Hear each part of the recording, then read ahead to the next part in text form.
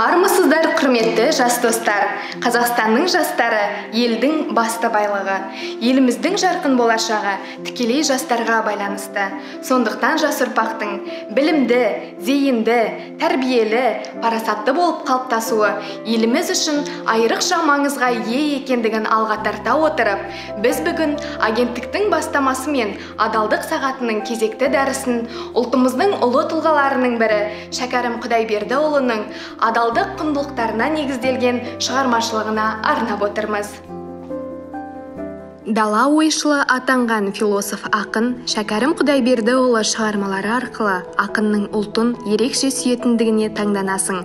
Ол ең алдымен адам бойындағы адамгершілік қасиеттерді жырлады. Қазақ қауымына адал еңбек етіп, бойына білім нұрын сіңіріп, сол арқылы биік жетістікке жетсін деген ой тастайды. Ендеше өз заманының озық ойлы ғұламасы Шәкәрім Құдайбердіұлы мұрасына тереңірек бойласақ. Адамзаттың бәрін сүй бауырым деп деген Абайдың тағылымынан сусындап өскен Шәкәрім бүкіл адамзат баласын бауырмалдық пен ізгілікке шақыратын терең тағылымды берік ұстаған. Өзінің өмірдегі мұрат мақсатын айқындап, халқына адал серт беріп, адамдық борышың ар үшін, барша адамзат қамы үшін, серт қылғам еңбек етем деп алдағы атар таң үшін деген.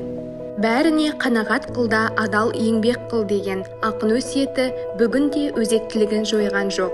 Ол қазақ қоғамының рухани өсуіне көмектесуді, жастарды ғылым білім, өнер өнегеге баулуды мұрат тұтады. Мәселен, кел жастар, біз бір түрлі жол табалық, арам айла зорлықсыз мал табалық, өшпес өмір таусылмас мал берерлік, бір білімді данышпан жан табалық деген. Қазақ елінің ғылым мен мәдениет өріне көтерілуіне үлес қосуды көздеген ақын қоғамға сөз өнерімен ықпал еткен. Шәкәрімнің бай мұрасының адамзат үшін маңызын, рухани құндылығын жете түсіну біздің жастарымызға парыз. Өмірде ақиқат, шындық, білім, ғылым, ақыл мен сезім дамуы арқылы іске асады деп көрсеткен ойшылдың өткен ғасырда айтқан ойлары қазіргі таңда қазақ қоғамы үшін маңызын жоймады. Сондай-ақ Шәкәрім адалдық турасында мақтан үшін мал жима, жан үшін жи, ғибадат пен адалдық ар үшін жи деп бақыттың өзі адалдыққа негізделетінін айта келіп, парасатты тұлға болып қалыптасу үшін адам бойындағы асыл қасиеттердің бірлікте болуы керектігін ашып көрсеткен. Ол өзінің жырларында адамзаттың жалған жарықтарға алданбауға, болмашыны бұлдыр мен сылдырды малданбауға шақырды. Шәкәрімнің асыл ойлары адалдық, әділдік, ынсап, әділет, мейірім сияқты асыл қасиеттерді кірлетпеуге негізделген. Бұл ойлары қара сөзбен жазылған үш анық философиялық трактатында айтылған. Адам ақиқатты бас көзімен көрмейді, ақыл көзімен көреді. Ұждан дегеніміз ынсап, әділет, мейірім. Шәкәрім өз шығармаларында ар білімі деген терминді қолданған. Ар қайда, рахым қайда, әдеп қайда, быт-шыт боп неге жүрміз әрбір сайда. Көз жұмып, көппен көрген ұлы той деп, береді бұл надандық кімге пайда.